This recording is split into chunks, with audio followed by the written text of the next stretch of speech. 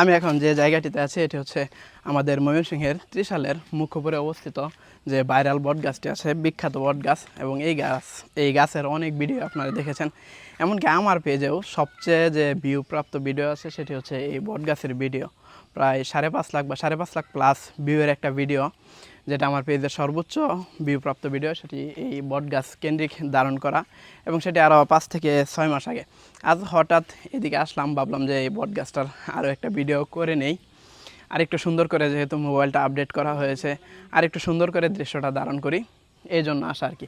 আর এই বট গাছ নিয়ে নানান ধরনের রূপকথা আছে। যেরকম এইখানকার মানুষ বিশ্বাস করে যে এই বট গাছ অন্য একটা জায়গা থেকে উড়ে এসে এখানে হয়েছে, এটা রোপণ করা হয়নি, উড়ে এসে এই গাছটা এখানে স্থান দখল করেছে। এবং মানুষ বিশ্বাস করে যে এই গাছের পাতা ছিঁড়লে তার মানুষের শরীরে জ্বর আসে।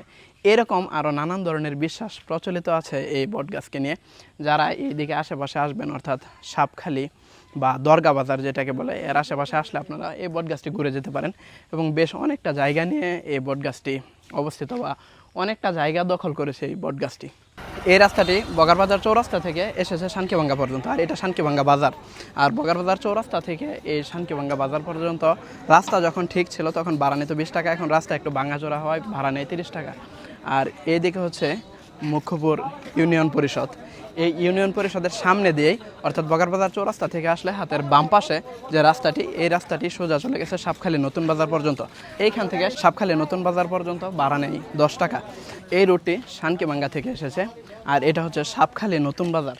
আর এই সাপখালি নতুন বাজার থেকে হাতের ডান পাশে যে রাস্তা, এটার সোলিং, এই রাস্তা দিয়ে 1 মিনিটের দূরত্বে হচ্ছে ওই বিখ্যাত বট গাছটি।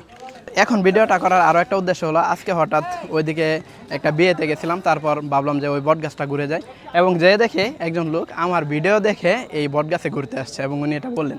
তারপর একটা ভালো লাগা কাজ করলো, ভাবলাম যে আরেকবার ভিডিওটা করি এবং কিভাবে আসতে পারবেন খুব সুন্দরভাবে আরেকটু ডিটেলসে বলে দিই।